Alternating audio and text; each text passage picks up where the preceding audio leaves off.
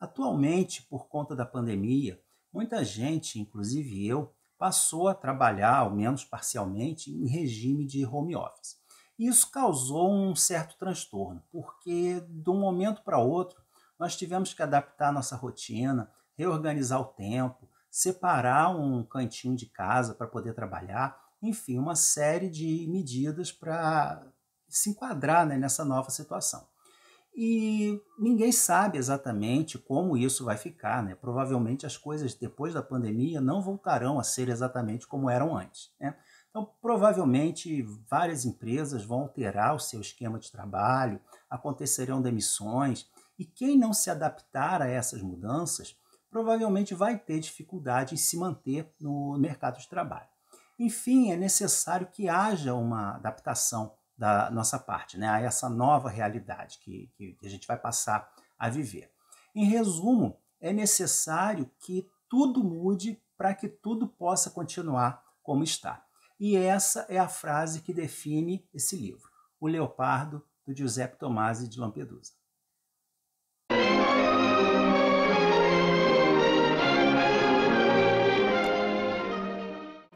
Olá a todos, sejam muito bem-vindos ao canal Livros e E-Books. Eu sou o Carlos e hoje eu vou conversar com vocês sobre O Leopardo, do Giuseppe Tomasi de Lampedusa.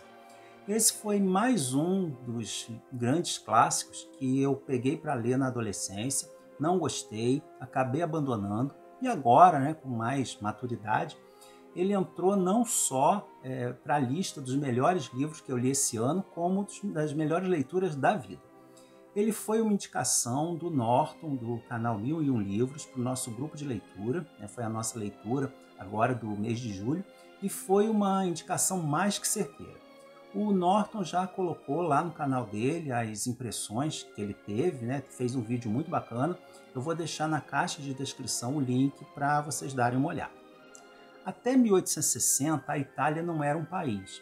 Era um aglomerado de pequenos estados e reinos submetidos a potências estrangeiras, mas a partir de 1815, com um movimento que ficou conhecido como Ressurgimento, essa situação começou a mudar, né? Essas pequenas nações foram se unindo e vieram a formar o país que nós conhecemos hoje. E foi um período de muita luta, muita incerteza quanto ao futuro, né, desses pequenos reinos. E entre eles estava o Reino das Duas Sicílias, que acabou em 1861 e que era inclusive a pátria de origem da nossa imperatriz Teresa Cristina, esposa do Dom Pedro II.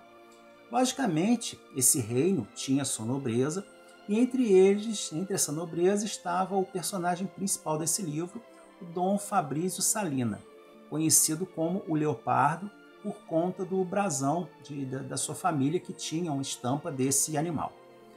O Dom Fabrício é um cavaleiro distinto, refinado, extremamente culto, amante da literatura, da astronomia, mas também amante de prazeres um pouco mais mundanos. Mas ele também é um observador bastante atento do declínio progressivo pelo qual vem passando a sua classe. E com a chegada do Garibaldi e seu exército na Sicília, que ficou conhecido como a Expedição dos Mil, e as consequências disso, que foi a união da Sicília ao reino da Itália, acontecido através de um plebiscito muito mal disfarçadamente fraudado, que também aparece aqui no livro, o príncipe vê tudo isso de uma forma conformada, mas ao mesmo tempo com um certo desprezo, porque ele percebe aí a ascensão de uma nova classe, né? A ascensão da burguesia, que é uma classe sem história, sem antepassados, mas com muito dinheiro. E o seu sobrinho Tancredi, por quem o Dom Fabrício tem um carinho todo especial, mais até do que pelos seus próprios filhos, sonhava inclusive transformá-lo numa espécie de herdeiro casando com sua filha Concetta, ele vê a situação com outros olhos. E quando ele se alista nas tropas do Garibaldi, primeiramente, e depois no exército regular, ele tenta tranquilizar o tio, dizendo que isso é necessário para que a própria classe deles, né, a classe nobre, possa sobreviver aos novos tempos. E além desse engajamento político, é necessário também um engajamento socioeconômico, com o casamento do Tancredi com a Angélica, que é a filha do prefeito local, o Dom Calógero Cedário. E esse Dom Calógero é em tudo o oposto do Dom Fabrício, né? Sem nome, sem família, sem educação, não sabe se vestir, mas é muito inteligente, ambicioso, tem muito dinheiro e principalmente influência entre os políticos do novo poder. E assim o Leopardo vai percebendo que os tempos estão mudando e que aceitar isso é inevitável. E começa a encarar a situação com uma aceitação totalmente passiva, né?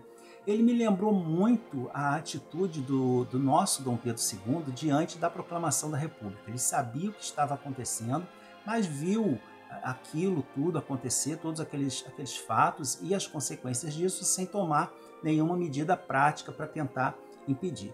E nesses muitos momentos de reflexão, Dom Fabrício vai percebendo também a degeneração do seu próprio corpo, o enfraquecimento da sua saúde e a proximidade da morte. O livro abrange um período de 50 anos, de 1860 a 1910, dividido em 8 partes, mas não é contado de forma linear, mas com vários saltos temporais. E a escrita desse livro é um caso à parte, porque é um texto muito elegante, conciso, e nem por isso é difícil de ler, né?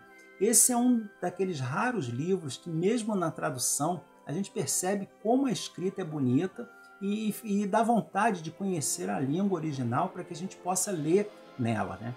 Um outro ponto que me chamou muita atenção na escrita é que ela é muito concisa. E em certos momentos ele conta muito do que aconteceu, às vezes numa única frase. Por exemplo, em um determinado momento, descrevendo uma pessoa idosa, ele diz: muitos vestígios de beleza se descobriam ainda nela, à beira dos 70. A doença que 3 anos depois a transformaria numa larva miseranda seguia já seu curso, mas estava ainda submersa nas profundidades do sangue. Então aí, numa única frase, a gente já sabe que 3 anos depois essa pessoa adoeceu e veio a falecer. É um livro melancólico, contemplativo e cheio de cenas marcantes.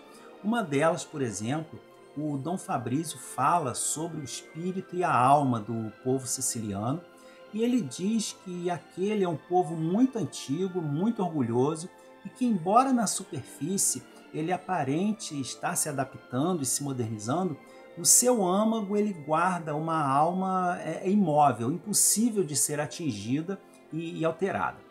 E numa outra cena que acontece um grande baile, a constatação de que certas situações e prazeres da vida estão reservados apenas para os jovens e que aos velhos não cabe mais ter certas atitudes, né?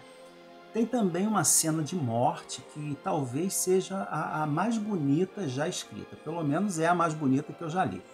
E por fim, todo o capítulo final, que conta uma inspeção de um grupo de religiosos para verificar as condições em que se encontra a capela da casa e se ela está apta, né, para ser usada para os ofícios religiosos. E a religião é um assunto também bastante presente nesse livro. Inclusive, um dos personagens principais é o Padre Pirrone. Inclusive, ele é o protagonista de um capítulo inteiro, um episódio à parte da trama, quando ele faz uma viagem à sua aldeia natal para participar de um casamento.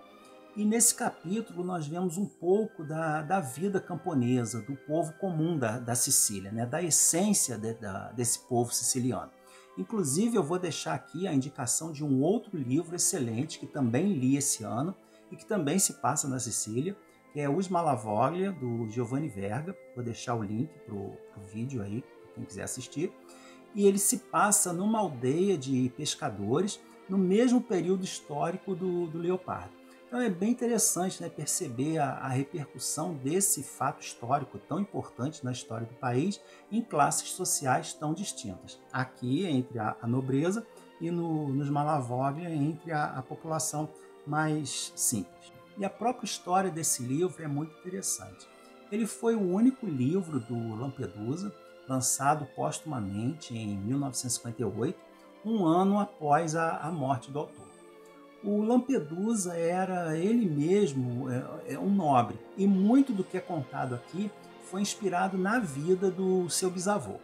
Ele tentou a publicação desse livro por bastante tempo, mas o livro foi recusado por várias editoras porque ele não se encaixava no estilo de publicação que estava sendo feito na época, né, que era uma literatura mais modernista, que, portanto, na visão das editoras, não havia lugar para um romance histórico com uma escrita rebuscada, parecendo até uma obra que tivesse sido escrita ainda no século XIX. Mas o livro foi um grande sucesso desde o seu lançamento, com 250 mil exemplares vendidos em apenas 8 meses, o que fez dele o primeiro grande best-seller italiano, né, o maior de todos os tempos, já até então, porque ele só foi suplantado depois, mais de 20 anos depois, em 1980, pelo Nome da Rosa, do Umberto Eco. Hoje em dia, o Leopardo é um patrimônio da Itália, em especial da Sicília, né? Inclusive, a residência onde o Lampedusa viveu, hoje em dia, é um museu. Esse livro foi transformado em um belíssimo filme, em 1963, pelo Luchino Visconti, com o Burt Lancaster, a Cláudia Cardinale e o Alain Delon. E por ser um filme mais antigo e italiano, ele tem um ritmo mais lento, mas ele é bem fiel e a estética dele é esplendorosa, né? O visual dele é realmente muito bonito. Mas, logicamente, como filme, ele perde muitas das reflexões que aparecem aqui e que fazem a beleza desse livro. Mas vale muito a pena assistir. Eu vou deixar também o link na caixa de descrição. Essa edição de O Leopardo é bem antiga, da Editora Abril. Eu vou deixar a capa, a da edição atual da Companhia das Letras. E se você se interessar e quiser adquirir o livro, puder fazer a compra na Amazon, através do link que eu deixo na caixa de descrição, a minha comissão é repassada para uma instituição de assistência social. Então é uma forma de ajudar sem gastar nada mais, tá bom? Espero que tenham gostado do vídeo. Não deixe de dar sua curtida, assinar o canal se ainda não for inscrito e deixar seu comentário, né, sobre o vídeo ou sobre essa obra. Não deixe também de visitar o canal do Norton e a gente se vê no próximo vídeo. Um grande abraço a todos.